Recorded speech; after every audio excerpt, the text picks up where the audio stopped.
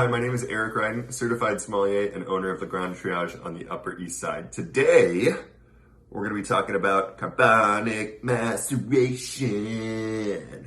Bonjour! Carbonic maceration, we're going to get into all the nitty-gritty details a little bit later. But first, for everyone who's playing at home, I want you to take another sip of this wine, especially if you just opened it. You're going to notice this almost like buzzing, tingling, almost minerality. If you've watched some of our other videos and educated yourself on what minerality is, you'll notice this almost similar buzzing, tingling, textural component on your tongue. So for those of us that have the bottle at home, go ahead and take that sip. Oh, wait.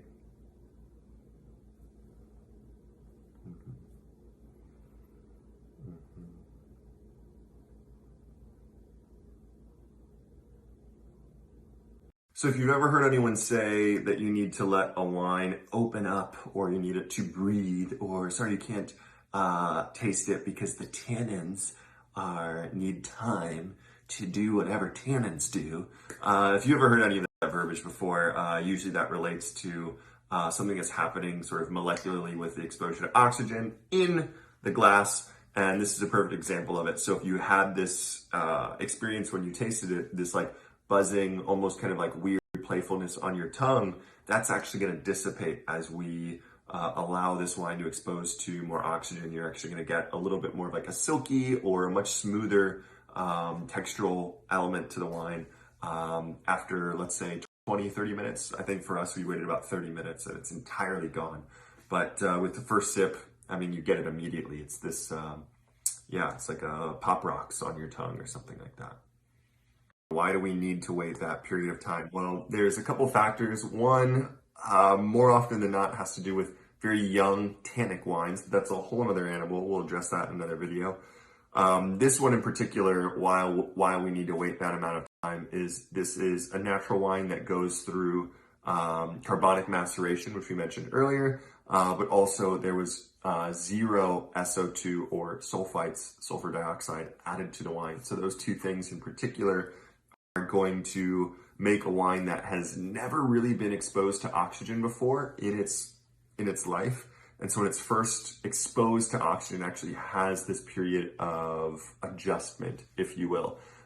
Some wines that we have are intentionally exposed to oxygen in their winemaking process so that when they're exposed to oxygen later on in their lives, when the cork is popped, it's not a shock to their system. It's kind of like carbonic maceration. We mentioned that earlier. Carbonic maceration sounds really crazy and maybe like very chemical inducing, but it's actually a very natural process where we take a stainless steel tank, we fill it up all the way to the top with grapes, we seal it off. The weight of the grapes at the top actually crush the grapes at the bottom. The grapes at the bottom, when they're squished, they release CO2, which tries to escape that stainless steel tank. It can't because, of course, it's sealed. The CO2 at the top then crushes the grapes at the top. The grapes at the top release more CO2, and all of the juice is kind of just like gently resting with those grapes. Maceration is kind of a fancy industry term for smushing the grapes, and normally it's done, people stomping on it or mechanized in very aggressive squishing machines. Well, in this case, carbonic maceration, we're actually just letting those grapes hang out with their juice and push together with, well. So the particular wine we've been talking about and tasting today is from an area called Beaujolais in southern Burgundy in France, usually made with Gamay Noir, a grape that's kind of thought of as like a simpler, maybe fruitier version of Pinot Noir. This one in particular, no SO2 added, semi-carbonic maceration, so not all of the grapes go through that carbonic maceration, but just part of them. And then made by a young gentleman named Pierre Coton. We're big fans, yummy stuff. So join us Wednesday. We're gonna be doing something a little bit different, super fun. We're gonna answer all of your burning questions about wine or otherwise. So anything you've ever wanted to know from your favorite somm. Anyway, submit, you'll see the little question thing. It's like right here, or it's up here somewhere, but submit some questions and we'll be sure to answer them all on Wednesday. Join us then. We'll be tasting this bad boy. Take care.